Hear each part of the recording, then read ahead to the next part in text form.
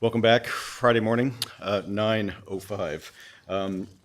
The beginning of the second day of our 2.5-day consultation on Markus Barth and his legacy. We start this morning the first of 4 papers on today with Randi Rashkover, who's come to us from George Mason University, where she's Associate Professor of Religious Studies and has particular leadership responsibilities for their Judaic Studies program. She's written a whole range of material. Her journey, as she explained it to me this morning, has been long and much has changed. It started with Barth and Rosenzweig and is ending up, at least in its current project, with a monograph on nature and norm, Judaism, Christianity, and the theological political problem. This morning, she's to speak to us about the Markus Barth's theology of Jewish-Christian dialogue, a pragmatic view. So I'll ask you to welcome Randi to the podium.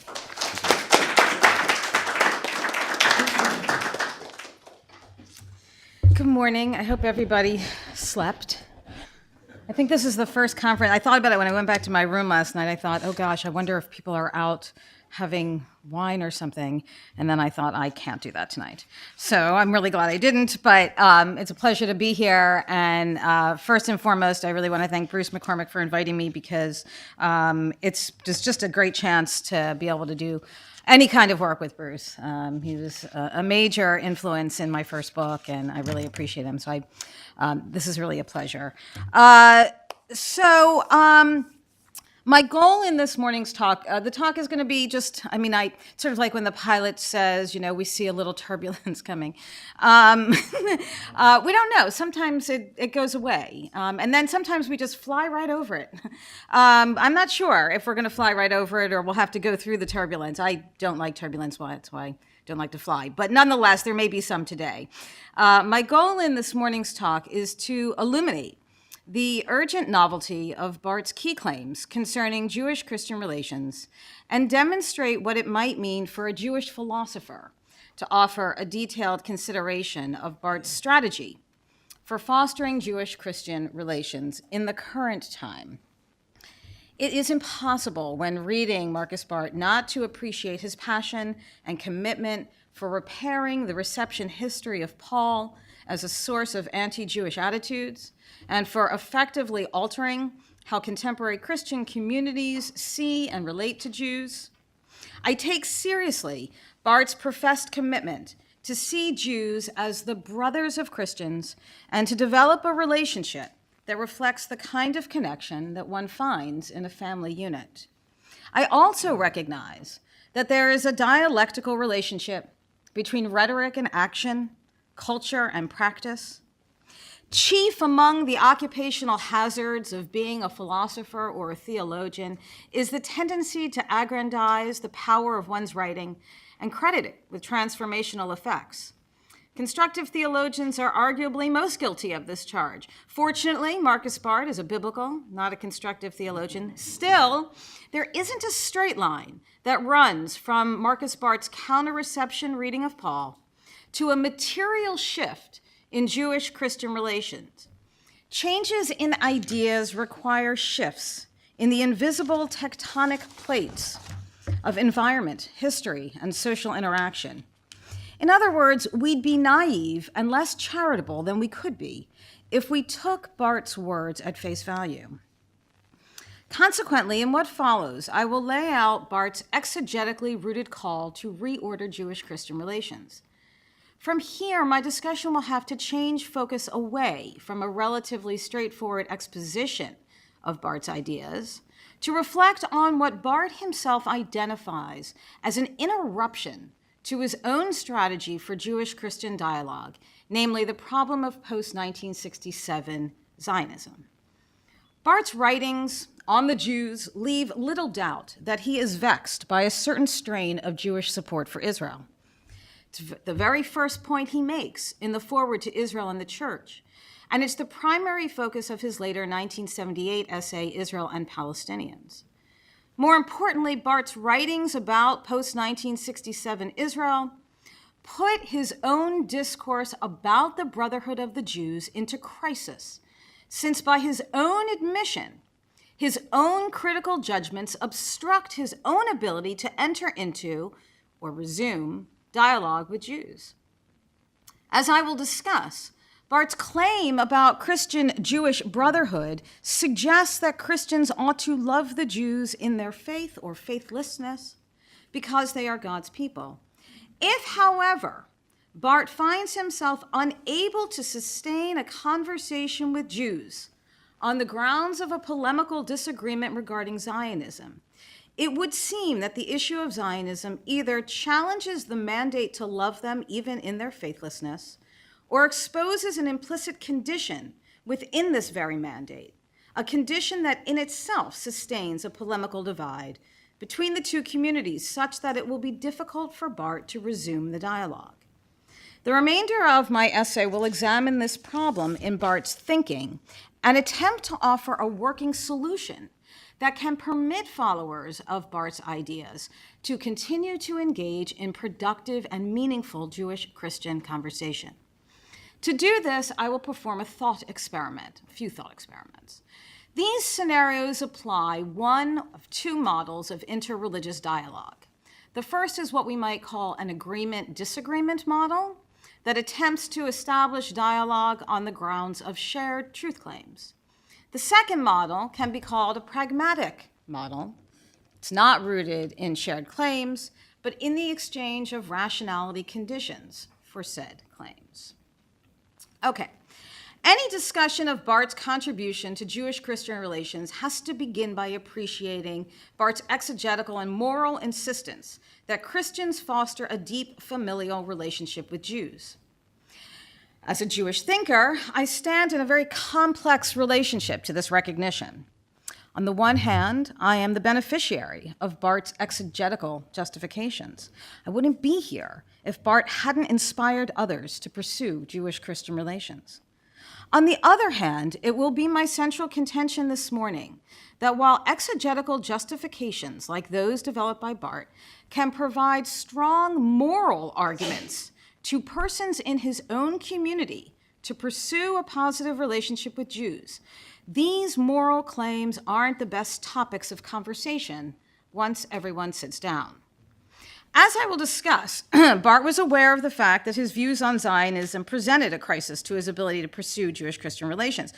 Although he does not, in my view, adequately resolve the crisis, I am relatively sure on pragmatic grounds that had he had more time, Barth would have realized the need to shift his focus away from a performative assertion that Jewish-Christian relations are morally significant to a willingness to investigate how to establish Jewish-Christian relations in the context of the contemporary facts surrounding the state of Israel and the range of Jewish attitudes toward it. Had he had more time, Barth would have been able to recognize what I will explain as a category error concerning the appropriate function of moral claims in relation to Jewish-Christian dialogue. So the paragraph that I just gave is my gateway claim to what is, for me, a central claim in the paper. I'm trying to provide what we call an immanent critique of Barth, that is to say, not an external critique where I'm standing outside, but I'm trying to demonstrate that his own concern over post-1967 Israel constitutes a crisis within his own discourse about brotherhood. And so I'm pretty confident that had he been around a little longer, the crisis would have brewed to a point where it would have activated his own reflection in a way that I'm going to play out. Unfortunately, Barth's writings about the importance of Jewish-Christian relations fall prey to this category error. Barth's volume, Church in Israel, offers a particularly useful example of this error, since here Barth offers a detailed presentation of the moral arguments in favor of a Christian recognition of the Jews as the people of God that he originally presented as speeches for and to Jewish audiences as part of his effort to cultivate Jewish-Christian relations. So again, this central text, the Church in Israel, which is a review of his moral argument in favor of Jewish-Christian dialogue, is a text that was rhetorically presented as speeches to Jewish audiences and for the sake of trying to foster Jewish-Christian relations. Barth's moral claims, so before justifying my analysis that there's a category error here, let's take a look at the moral claims that Barth presents in the Church in Israel volume. Barth's moral claims concerning Jewish-Christian relations derive from his scripturally based understanding of the theological significance of the Jews. For our purposes, we can identify the following elements in Barth's doctrine of the Jews. According to Barth, the Jews are the people whose identity is inextricably bound to God, whose history and purpose is exhaustively determined by God's eternal plan. Consequently, Israel is the people whose historical mission constitutes the footprint of the God who grafts all people onto this mission in and through the sacrifice and resurrection of Jesus as Messiah.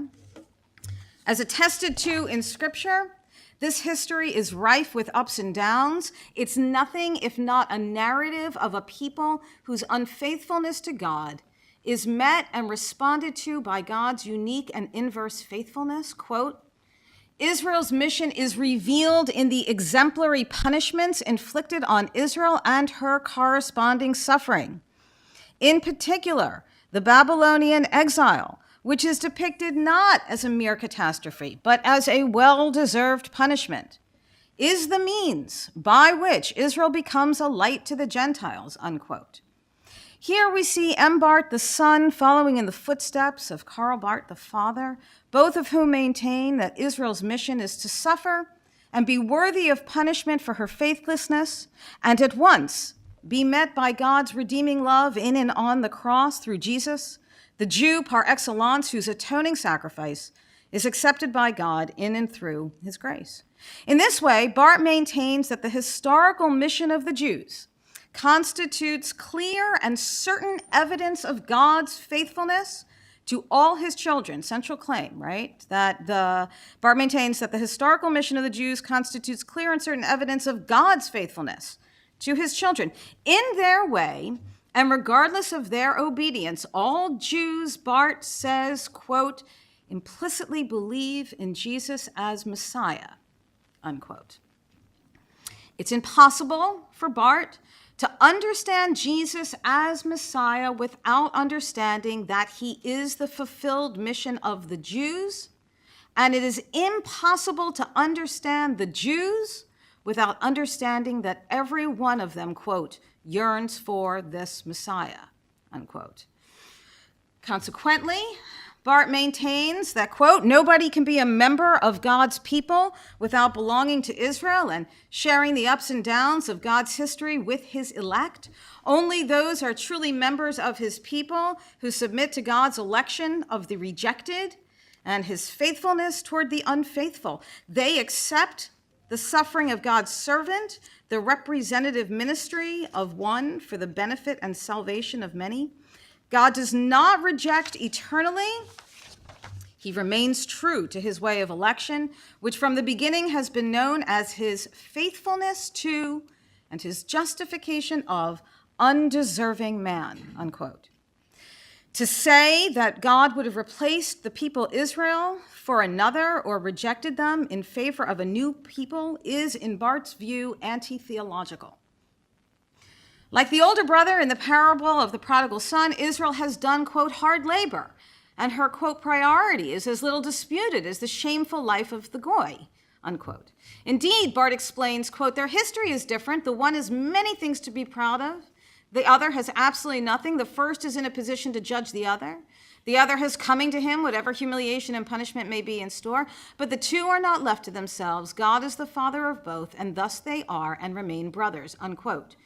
Jew and Gentile alike are children of the one Father, and their unity is God's eternal plan.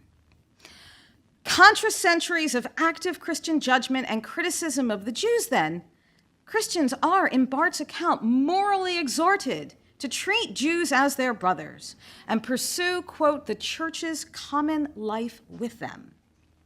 To do otherwise is to negate the evidence of God's faithfulness.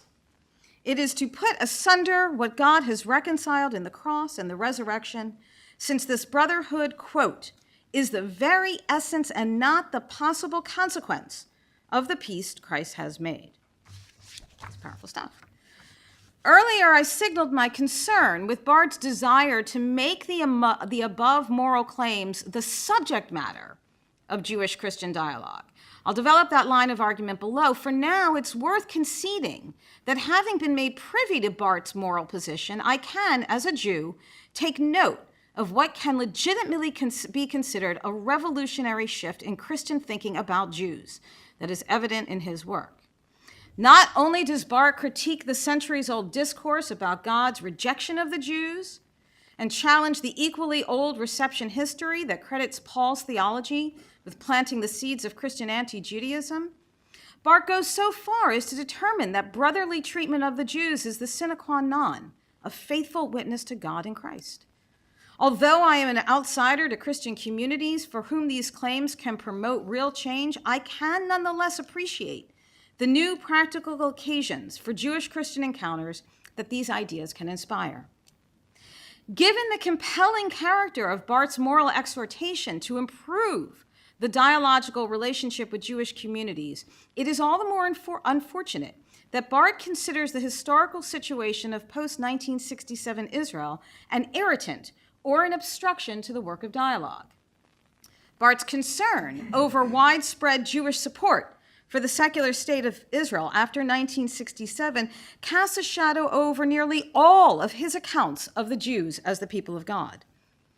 By his own admission, Barth's critical position concerning certain pro-Zionist attitudes presents a weighty challenge to the prospect of Jewish-Christian dialogue. If, however, Barth's polemical divide from many Jewish communities obstructs the possibility of vital, open Jewish and Christian conversation, it is also the case that this polemical divide presents nothing less than a crisis in Barth's own discourse of the brotherhood of the Jews.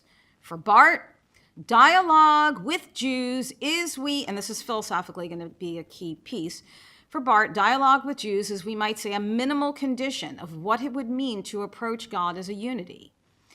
Barth recognizes this problem. He announces it in no uncertain terms at the very beginning of Church in Israel, where he says that, quote, after the 6 Days War of June 67, it appears difficult to resume a conversation between Jews and Christians about the deepest and highest things that challenge and worry, unite and divide them. Indeed, to continue this conversation today may prove more difficult than it was to start it, unquote.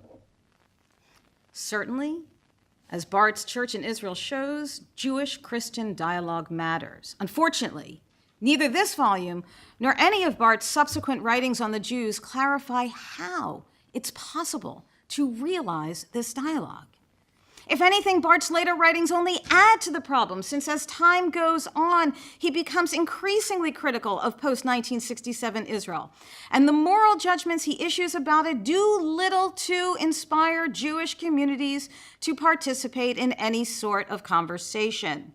The more Barth issues moral judgments about Zionism and takes these claims, and this is the critical point, takes these claims as subject matter for Jewish conversation, the less he is able to repair the crisis of meaning around his own discourse of brotherhood. My point here is not that Barth should, as a Christian theologian, refrain from making moral judgments about Zionism or specific issues in Israeli politics.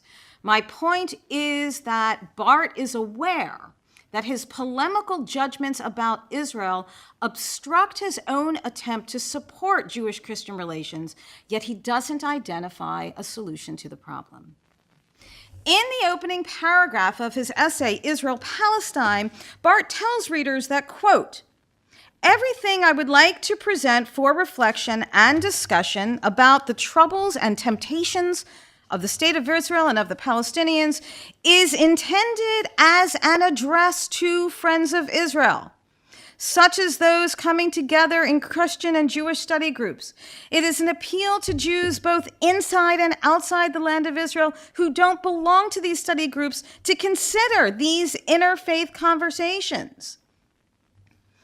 Here as before, Barth is going to outline in this essay, Israel and Palestine, he's going to outline a set of moral judgments concerning Jews that he addresses to Jewish participants in Jewish Christian study groups.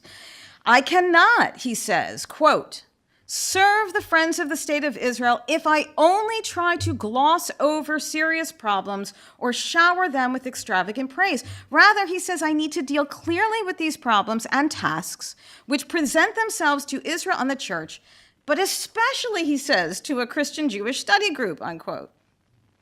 A brief look at some of these claims, these moral judgments about post-1967 Israel that he says he has to address to Jews, will illustrate how, contrary to his intentions, these very claims functionally obstruct the work of Jewish-Christian dialogue and actually catapult his discourse of brotherhood into crisis. Barth is ambivalent at best in his moral evaluations about the state of Israel, and he asserts critical judgments that cover almost every aspect of the young state's character. It's the turbulence, folks. Early on in the essay, he declares, quote, the unsolved Palestinian problem is coupled with a state of emergency in the nation's domestic life. Israel, of course, possesses a parliament, a government, and an army, and an efficient administrative system. It can point to great economic and cultural achievements. Still, it doesn't have a constitution. The reason for this deficit is to be found in the inner disunity of the Jewish citizens themselves. Even among the Jews, it's regarded as a miracle that this state not only should have come into existence, but should continue to exist at all. It's not necessarily the same 2 Jews, 5 synagogues. Elsewhere, Barth reflects on the Jews' experience of Auschwitz and links it to an analysis of the current state of Israel. And he says, we have already said that Auschwitz's survival had to become one of the most compelling motivations for all Jews.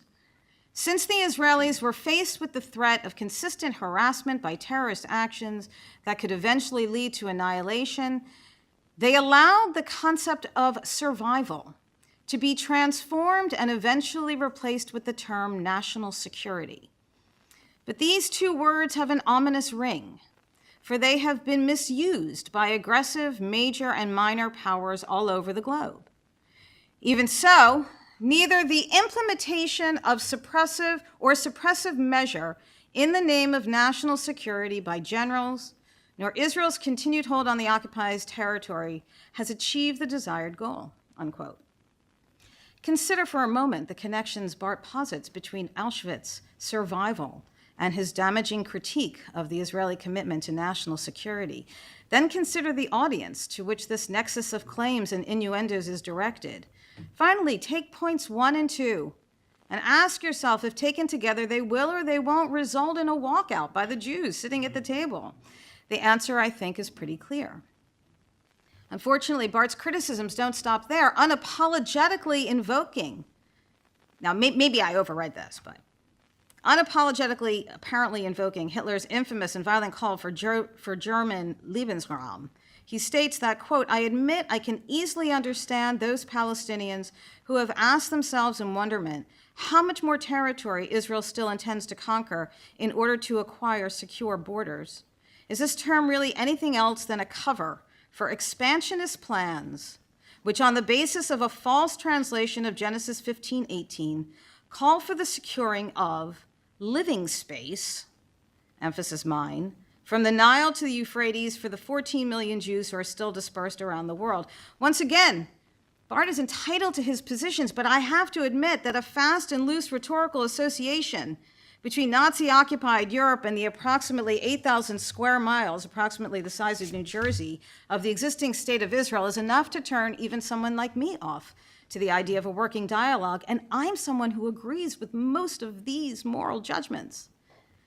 What options might there be for a way forward? How can followers of Barth's ideas sustain the meaning of his moral exhortation to treat the Jews as brothers, when by sustain the meaning of, I mean, find a way for this claim to be realizable or usable in their communal lives here and now? Broadly speaking, I see 2 primary strategies that Barth and his supporters can turn to. They are 1, strategy of agreement, and 2, a strategy of pragmatic review. In what follows, I'll suggest that the breakdown of the first produces a forced option, gives way to the second. So what the rest of the paper is going to do really is try to provide a philosophical analysis of the conditions of the possibility of Jewish-Christian relations. Okay, kind of a transcendental analysis of the conditions of the possibility of Jewish-Christian relations on the grounds of the fact that there is a plausibility crisis going on here with regard to post-1967 that's obstructing his fundamental claim about brotherhood, which can only be minimally realized if you can talk to Jews. If you can't talk to Jews, then the minimal condition of then brotherhood has no meaning as a claim, right? You have to at least be able to talk to them. You don't have to love them. You don't have to go out to dinner with them, so on and so forth. But you have to at least be able to talk to them. If you can't talk to them, then that central claim of his own, and he knew it. He knew that that claim was in crisis. He himself says it's in crisis. He just doesn't know how to negotiate it. And the way forward is a philosophical mechanics of Jewish and Christian dialogue. So, and I say there are two potential strategies. These are classic strategies, right? I'm not the first person to think of these two strategies. I've thought of these strategies. David Novak's used some of these strategies. Nick Adams has used these strategies. Peter Oakes has used these strategies. If I were Markus Barth or one of his supportive Christian readers, and I recognized a crisis of meaning around my own moral defense of a dialogical relationship with Jews, my first instinct would be to excise or attempt to walk around the potential obstruction. In this particular case, the irritant, as we have noted, consists in the reality of post-1967 Israel and the polemical relationship between Barth's critical judgments against Israel and general widespread Jewish communal support for Israel. At first glance, this might seem to be a reasonable option. Just get rid of the bad claim. Just don't pay attention to the bad claim. Since Barth argues that Christians ought to relate to Jews as brothers, regardless of their faith or faithfulness. Jewish support for post-1967 State of Israel shouldn't have any bearing whatsoever on the moral responsibility of Christians to pursue Jewish-Christian relations. According to this option, this is within the option of agreement model for Jewish-Christian relations, Christians can and ought to bracket off any moral judgments they have about Zionism and attempt to establish a relationship with Jews on the grounds of claims shared by both communities. Theologians who opt for this strategy of orienting Jewish-Christian dialogue around shared truth claims appeal to common truths deriving from either the revelatory content of their traditions or to universal or essential claims common to natural theology or reason. Barth's own sympathies appear to lie with the first of these two options. This is the approach he takes in his own Jewish-Christian dialogue, where Barth hangs his dialogical hopes on the idea that Jews and Christians can rally around their common belief in what it means to be a member of God's people. Throughout this work, Barth references the names of Cohen and Rosenzweig and Buber, whose Jewish people theology resembles his own. In current times, we might easily imagine a conversation between Barth and, somebody like David Novak, over what it means to live in the service of the biblical God who elects Israel. That conversation has been had, it's been fruitful, but there are limits to this strategy. Imagine, in the current case, a conversation between a Jewish and a Christian community staged and directed by Markus Barth. Undoubtedly, as a leader, Barth would likely invite the two communities, this is sort of scenario, to study biblical texts that speak explicitly about the God of Israel and the nature of the life of obedience and praise appropriate to that God. Jews and Christians would, in such a context, cheer one another on, as each illustrated their overlapping piety and accountability to their status as members of God's covenant with Israel. Imagine further that the study session takes place in Jerusalem and the news of the day reports violent clashes between Palestinians in the Gaza Strip and Jewish soldiers responding to rocket fire hitting a nearby Jewish settlement. Presented with such a situation, I find it difficult to believe that Barth would be able to entirely neglect any mention of his own theopolitical moral judgments. In fact, in his essay, Israel and Palestine, he argues in favor of doing the opposite. And he says he feels it's the responsibility of Christians to take up these matters in and with Jews, since Jews should avail themselves of the help Christians can provide in their attempts to deal with this conflict. Moreover, even if Barth could restrain himself from bringing these topics into discussion, which would be apropos for this particular model of Jewish-Christian relations, his restraint would wax disingenuous, since given his beliefs, he'd harbor them all throughout the dialogue anyway. From here, confronted by his own undeniable concern over the Palestinian-Israeli problem, Barth might realize that there's a direct connection, actually, between his moral judgments and his conviction and understanding of the Jews as his brothers. In other words, he has to try to reconcile his attitudes about Jews and their attitudes of Zionism post-1967 with his understanding and theological account of how God loves the Jews.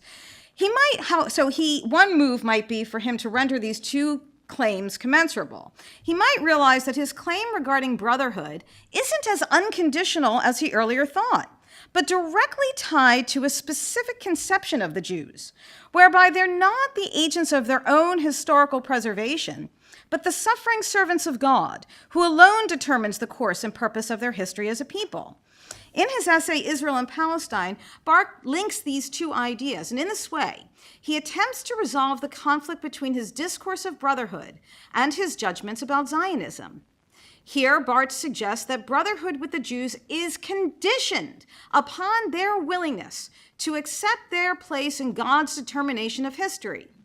Here, Barth suggests that Jews who support the secular state of Israel have succumbed to spiritual temptation, neglected their role as suffering servant, and therefore no longer count as part of Barth's ecumenical community.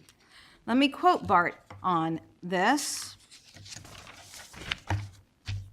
After the Six-Day War of June 1967, it appears difficult to resume a conversation between Jews and Christians, even Jews who have never cared much for the observation of the Torah or of the goals of Zionism today are requesting that all partners in Jewish-Christian dialogue fully endorse the claim of the Jews on the land.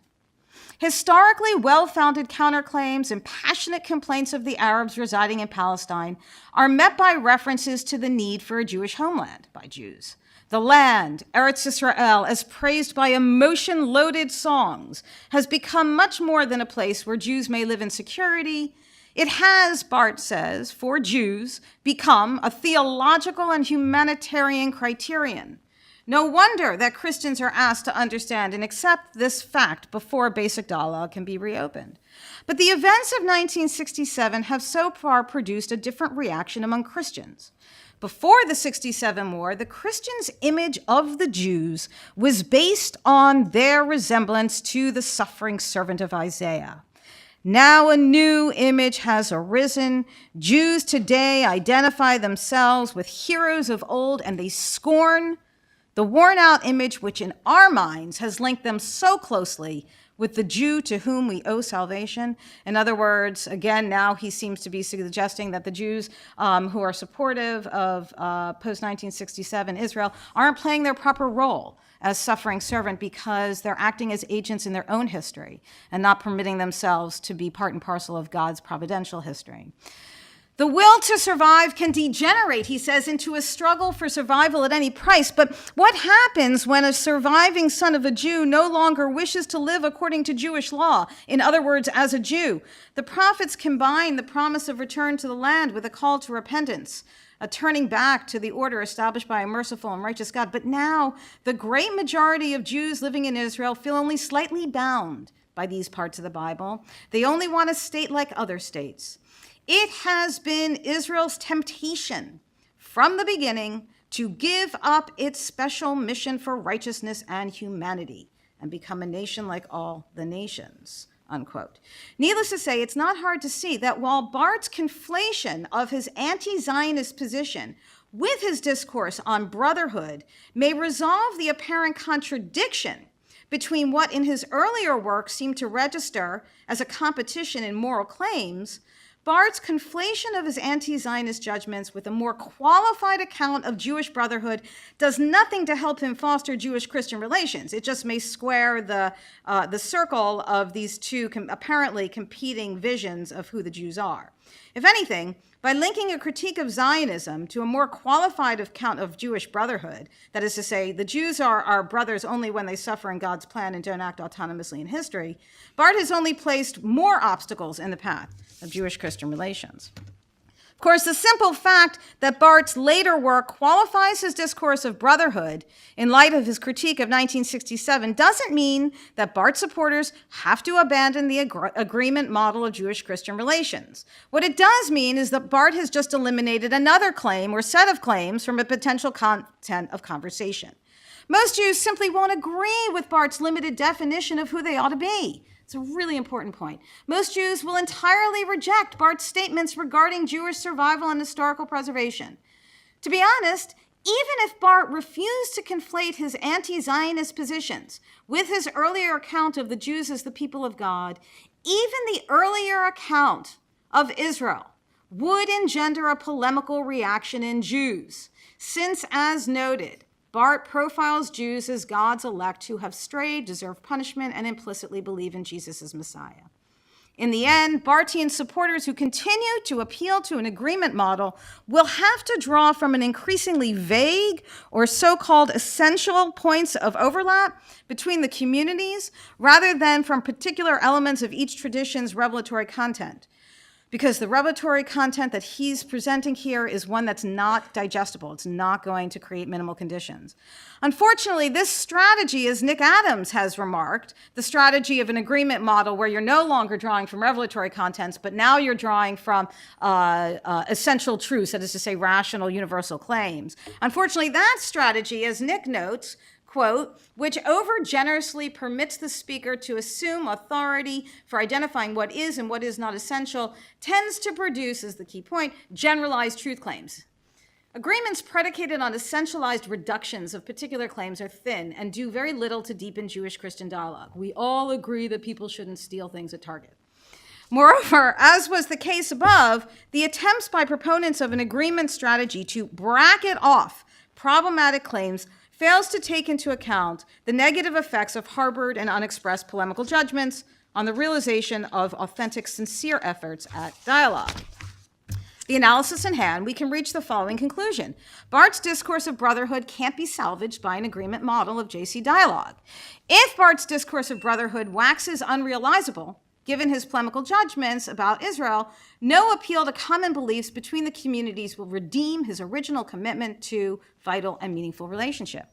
In the wake of this realization, there are two moves that Barth or his supporters can make. Either A, he can say, okay, my claim concerning brotherhood isn't working, and so deals off, we simply can't have Jewish-Christian conversation. Of course, this is the non-option option, since it's just a game over move, right? Or he can choose the forced positive option, which is to say, okay, my claim isn't working here in this way. We are clearly not sure about how it works, but we can investigate some possibilities. We can, in other words, concede that the claim's pragmatic workability is provisional and requires certain conditions, and we can engage in a pragmatic investigation of the, dare I say across the street, inferential settlements that might permit the claim to work in the current conditions. Once Barthian Christians realize that pragmatic review of their claims about Jews constitutes the only way to pursue a relationship with Jews and sustain their commitment to the notion of brotherhood under the current conditions, this is not a universalizable claim, I'm talking about current plausibility conditions, then they can exercise the kind of speculative work on a variety of different levels, depending on the extent to which they want to realize a concrete relationship with Jewish communities. So what I'm positing is that there is a necessary correlation between a pragmatic review of the conditions of the possibility of claims about moral judgments about Jews and increasing or decreasing levels of connection to Jews in a conversation. Logically speaking, a first-order exercise of pragmatic analysis in the context of Jewish-Christian dialogue might begin with Christians opting to present a version of the inferential settlement, or as Nick Adams describes, quote, the web of provisional certainties bearing complex relations to each other, within which they hold their claims about brotherhood with Jews. Nick is such a great, masterful clarifier of certain key concepts. So when we talk about communities asking about the inferential commitments or the reasons that they have for the claims that they hold within the current context that they're operating in, Nick's language of describing that kind of move is really helpful. Applied here, Barthian supporters might take, for example, their claim that the Jews are the people of God and God's elective acts in history and attempt to document how this claim functions in the complex web of provisional certainties this community holds. In some respects, this presentation will look a lot like the content that Barth offers in the JC Dialogue text. This is because the difference between the two kinds of performance doesn't derive from the content of the claims discussed, but from the form of the expression of the claims. In a pragmatic approach, participants do not present claims as self-evident truths that may promote defensiveness on the part of listeners. Rather, participants play out the reasonability of how they hold their claims and provide a demonstration of how they work for them in the current time. The effects of this shift are not difficult to see. Presented as self-evident truths, Christian ideas about Jews as the suffering people of God will rattle Jewish study partners and eventually incline Jews to walk away from the conversation. However, when presented in the context of accounts of how X claims operate in relation to other claims that Christians hold, the same idea will function for Jews as ideas that Christians reasonably live with, given who and how they live here and now. Still, it's unclear if a one-sided Christian performance of pragmatic review suffices as a response to the plausibility crisis facing Barth's claims around Jewish-Christian dialogue. In other words, you don't necessarily want to have a dialogue where the Christian team basically says, okay, this is how we hold these claims and this is why we hold them. And the Jews are, oh, that's lovely, that is actually quite helpful. I didn't know that, and now I can truly appreciate, and let's eat, right? It's only half of the conversation. Because the crisis that Barth encounters is a crisis of the failure of those claims to make sense in the context of changing circumstances of pro-Zionist Jews in a 67 historical moment. To really overcome the crisis, in other words, truly the minimal condition of the possibility of Jewish-Christian dialogue in this context, it's not enough for Christians to recognize the pragmatic provisionality of their own claims with respect to Jews in front of Jews, but Christians need to rehabituate these claims in relation to the new conditions. And what that means, God bless you, is that at very least, a clear recognition of these conditions, a two-way conversation with Jews who hold pro-Zionist positions is, we can say, a minimal condition for a realization of Jewish-Christian relations in the current dialogue. Adaptation, literally, adapting Barth's brotherhood claim to the current historical circumstances requires a willingness on the part of Barthian Christians to listen to Jewish accounts of how their Zionist positions operate in the context of their own complex web of inferential patterns. Such an approach permits participants to honestly portray their strikingly different truth claims in a non-truth-seeking and non-evaluative context. More importantly, it is, as I have argued, the only way I see that Barthian Christians can rationally sustain their claims about brotherhood. If brotherhood with Jews is to have any meaning whatsoever, Barth and/or Barthian Christians must be able to demonstrate the ability to talk with Jews and sustain a vital Jewish-Christian dialogue. It is noteworthy, however, that Barth's aspirations concerning Jewish-Christian relations reach far beyond the limits of mere dialogue. Frequently, he advocates for shared worship in an ecumenical community. For example, in the Jewish-Christian dialogue text, he says, brotherhood with Israel is therefore in Ephesians not just a possible or a desirable consequence of the eternal plan of God, of the making of peace through the cross of Christ and the revelation of his mystery through the Spirit. What God has planned, performed, and revealed has no other content and character than precisely the full community of Gentiles with Israel. While in our time, the communal, relational, corporate nature of conversion, repentance, service, witness is widely emphasized, one thing gets overlooked, he says, and that is the church's common life with Israel and Christians' common life with Jews. This implies fellow citizenship in the same commonwealth and brotherhood in the same house, unquote. These are large claims. It's one thing to promote brotherhood and another thing to speak of common life in the same house. Surely the conditions of the possibility of the one are not the same as the conditions of the possibility of the other. Brotherhood requires an ability to communicate despite differences in ways of living and in truth claims.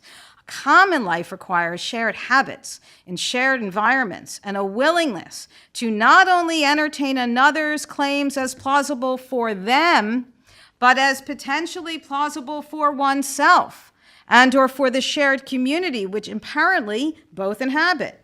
It requires, in other words, the willingness to recognize someone else's life, here, Jews, as contributing factors in the rationality conditions within which one's community asserts its truth claims. In simpler terms, a common life requires a willingness to see all members' positions as potentially rational upon testing and candidates for challenges or additions to one's pool of truth claims. I have to confess, I find it difficult to imagine that Barth would be willing to participate in the above conditions. It's hard to know what his claim concerning a common life, though, amounts to otherwise. I sincerely doubt that he wants Christians to live together with Jews and consider Jews' positions about a whole host of issues as candidates for new truth claims. On the flip side, I sincerely hope that Barth doesn't mean to suggest a Jewish-Christian unity where Jews are expected to forfeit their truth claims and assume those presented to them by Christians. Given the unlikely case of either scenario, I think it's safe to say that Barth's hopes for a common life need further reflection and clarification and don't currently play a real role in the cultivation of Jewish-Christian relations, even if they serve an eschatological function among Christians. Markus Barth's passionate concern to repair Christian attitudes about Jews, his deep theological and moral commitment to cultivating a sense of brotherhood between the two communities stands out as a courageous and a notable attempt to challenge a history of Christian anti-Judaism on none other than theological grounds. As a Jewish thinker, I'm grateful for his passionate plea to his fellow Christians. I look forward to participating in a future of Jewish-Christian dialogue with Barth's reflective supporters as they appreciate the challenges and changing conditions of these dialogical efforts. Thank you.